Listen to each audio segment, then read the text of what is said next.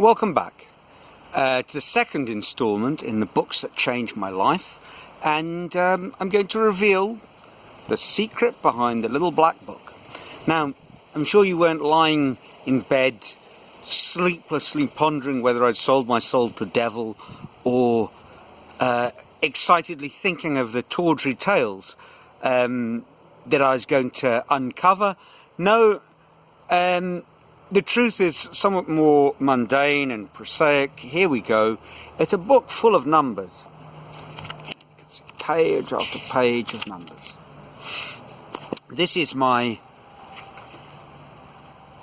there we go, 10,000 hours journal. Some years ago, I became quite taken with the idea that Malcolm Gladwell popularized in his book Outliers of the 10,000 hours that you needed to put in to master a complex skill. Now, obviously, and at the outset it must be stated, this isn't some kind of mystical, magical rule that, 9,999 and you haven't mastered it, and clock up the 10,000th and bingo, you're a star. And, some people I think have willfully misinterpreted Gladwell's pop psychology hit Outliers. Because he wasn't suggesting that, having reread. No, that's not what he was on about at all. Anders Ericsson, the main researcher behind the ideas that inspired the book, has taken him to task over some points. I think perhaps a little unfairly, but who am I to judge? Obviously, it was Ericsson's theory after all. But to flesh it out in clearer detail, it's not just any old 10,000 hours that will do it. It's 10,000 hours of deliberate practice. And obviously the 10,000 hours varies very much according to the individual and the complexity of the task that you're mastering. But the basic idea is that by not just repetitively doing the same thing over and over and over again, that's not going to work, because, if that were the case, my mother would have been a Grand Prix driver. She was a great driver, a safe driver, but her world was limited to, over the years in South Africa, a little yellow Beetle and a green City Golf, and not crashing as she ran around town, and driving very much according to the letter of the law.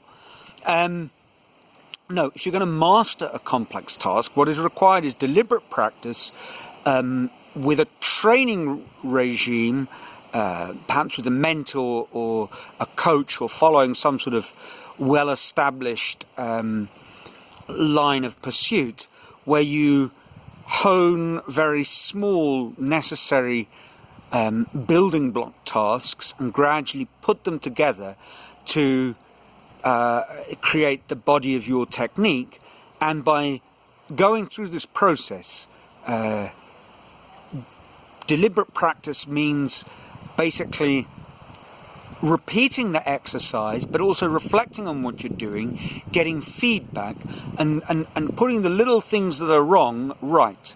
And as you do this, you build up a skill level that enables you to tackle progressively more complex skills and eventually master your craft. Well, that's basically it. That's the idea.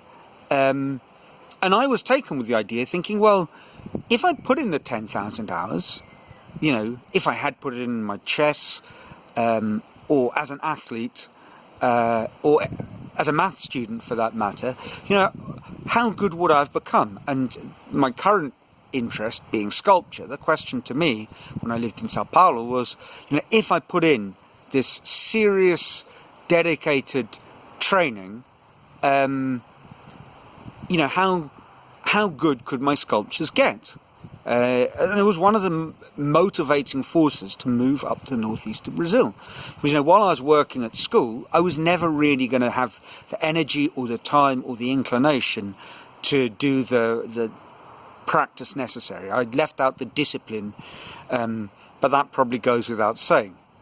So I came up here to North East, and suddenly the possibility of this deliberate practice became quite interesting, because I have time. I'm not that compelled to take on tasks to earn a living. I survive on the rent that we receive, so I have a long day to fill with sculpture. If you do the sums, 10,000 hours is basically 3 hours of serious practice a day, missing almost no days at all for 10 years, which is daunting and almost unimaginable if you're a working person in, doing a job that you depend on to earn a living. That's overwhelming, the thought of putting in that practice. It's not overwhelming here. And yet when I started working, I found that it was very difficult to force myself to work and to discipline myself to put in the hours necessary. Now, part of the problem was initially I hadn't built the workshop, so there was always a hammock or a computer nearby to distract me.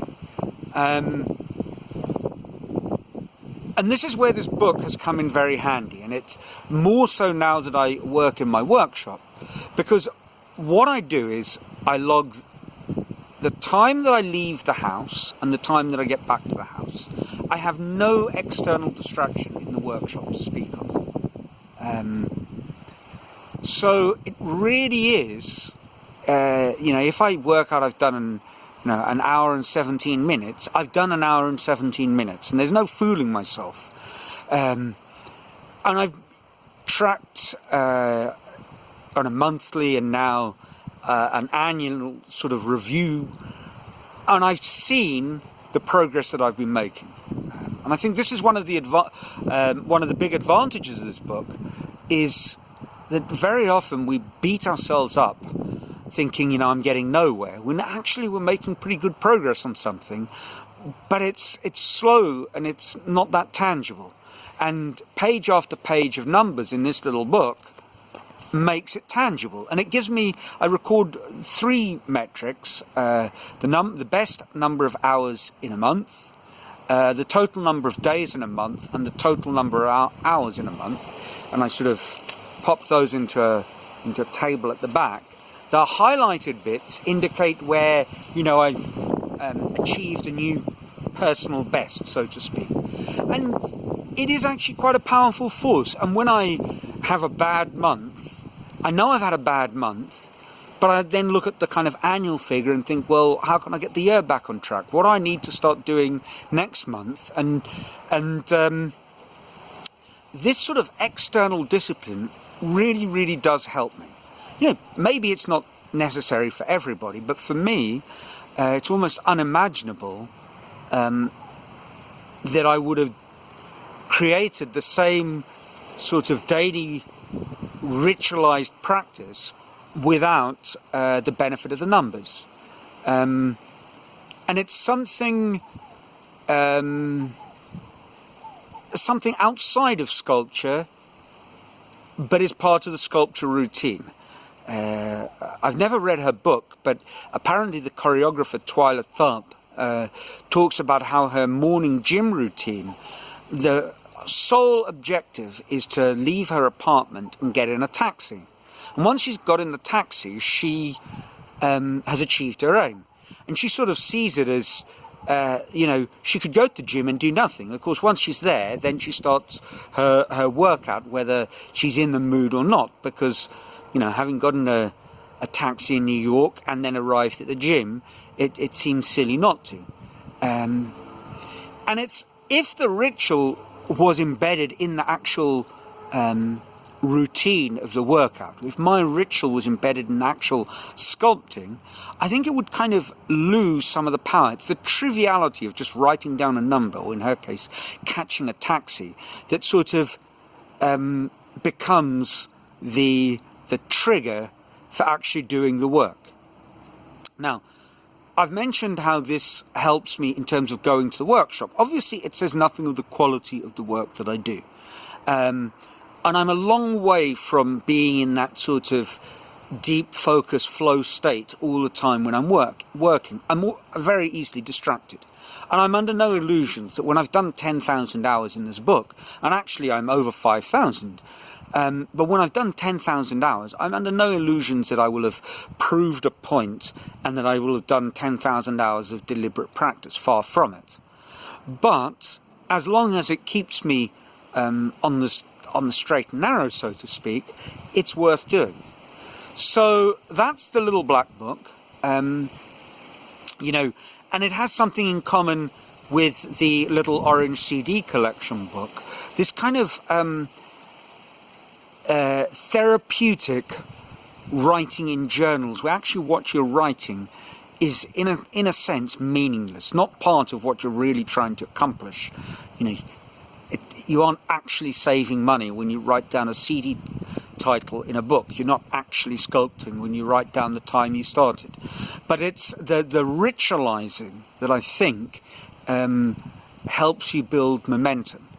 And it does beg an important question. What else could I obsessively, compulsively, and I realize there's an element of that, what else could I outsource to a ritual?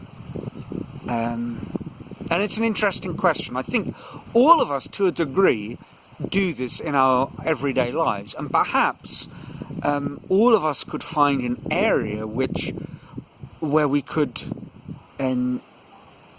nail down a problem to a sort of external post. Just latch it on, tie it down to that activity that in itself is meaningless, but actually give yourself the strength to do something that really needs doing.